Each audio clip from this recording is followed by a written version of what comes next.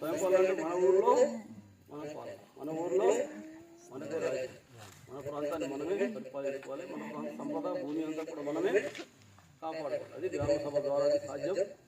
ఒకవేళ బస్సులు డొక్కులు ఇంకా అనంతగిరి ప్రాంతంలో మీరు చేస్తున్నారు,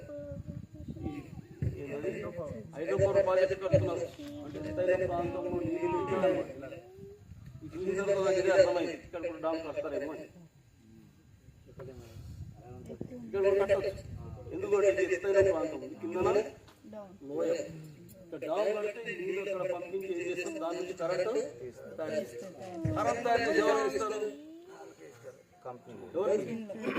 కంపెనీకి వెళ్ళిపోతారు. కార్పొరేట్ సహకారానికి మరి భూమి పోయిందేవాడు, ఊరికి పోయిందేవాడు మనది. మరి వాడి కోసం మనకి పొలంలో రాజాసం పోయారు కదా. ఇప్పుడు దాని గురించి కూడా ప్రయత్నం చేస్తున్నాం. మనం వెళ్ళినప్పుడు గవర్నర్ కూడా వచ్చాడు, రమ్మని చెప్పిన తర్వాత పొలంలో వచ్చాడు గవర్నర్. మళ్ళీ నేను బాధ చెప్పినప్పుడు మళ్ళీ గవర్నర్ అర్థమైంది కదా.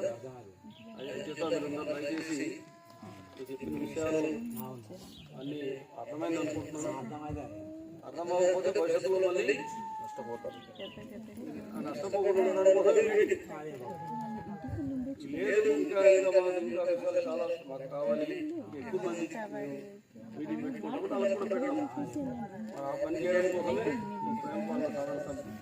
మన ఊరు మన పాలన, మన ఊరిలో మనది రాజ్యం. అడవి మనదే, హక్కు మనదే, భూమి మనదే, హక్కు మనదే.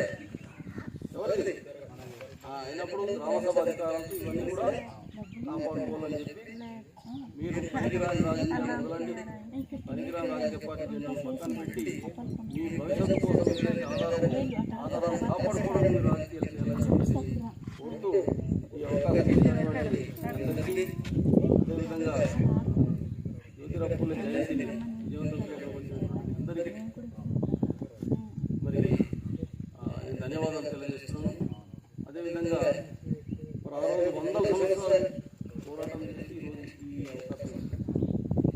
ఇప్పుడు మనం గ్రామ సముదాయంగా ఉన్న అధికారాలు, చట్టబద్ధమైన అధికారాలు, రాజ్యాంగం ఇచ్చిన అధికారాలు ఉపయోగించుకొని ఈ భూమి అడిగి ముగ్గురు తల్లులే మనం కాపాడుతున్నాం. ఆ పనిలో మీరందరూ ఏకం కావాలి. వీళ్ళు విడదీసేటటువంటి మనోహర పార్టీ జెండాన్ని పక్కన పెట్టాలని చెప్పేసి మరోసారి తెలియజేస్తూ అవకాశం